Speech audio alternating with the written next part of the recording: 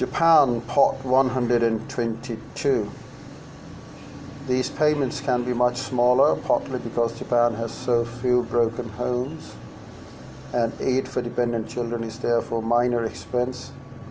In 1975, for example, there were 1.4 mothers and children households in Japan, compared to 7.2 million in the United States. Amounts paid are adjusted to need, but in any case they are not sufficient to live on comfortable. Before the period of rapid growth, as many as 1.6 million people were receiving a livelihood protection subsidy. But with the very rapid economic growth, the number of people receiving such subsidy declined by the mid-1970s to 1.3 million. In 1975, even after rapid increases, the livelihood protection subsidies for the average recipient household was 67,000 yen, about $350.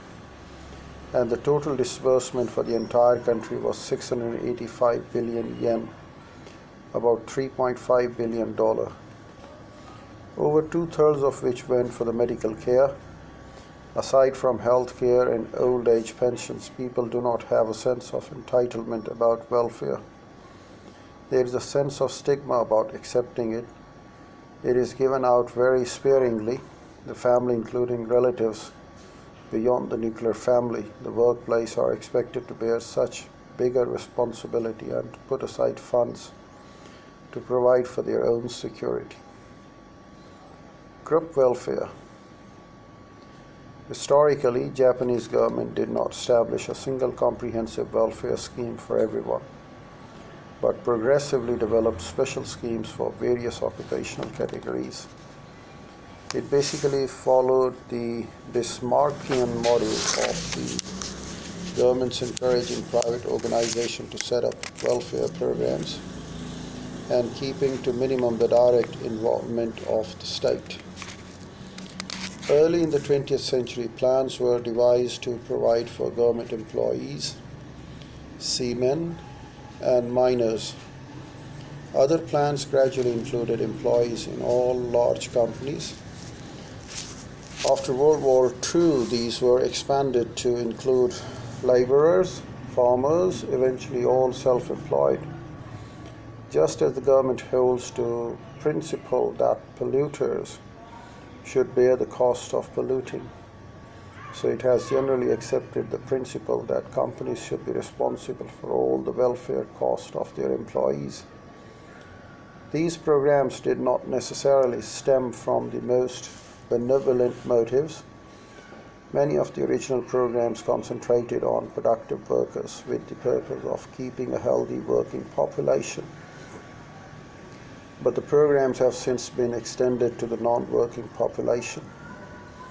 Since the employer in all lines of work is responsible for the welfare, the employee knows he will be better looked after if he remains loyal to his company or his government branch.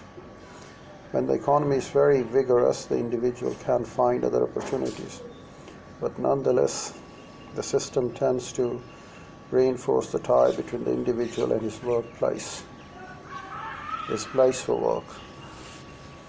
In the health system, for example, there is a program of health care for employees of large companies, Kenko Koken, employees of small and middle-sized companies, Konsho Hoken, public and quasi-public employees, Kayosaki Komenai, day laborers, ship crew members, and all citizens who are not affiliated with one of the above Kokumin, Kenko, Koken. These programs cover respectively about 25, 10, and 40% of the population. Corresponding to these are the pension systems for those working at large companies, Kozai Nenken for public and quasi-public employees, Koyosai Komanai, and for non-affiliated citizens, Komin Nenken.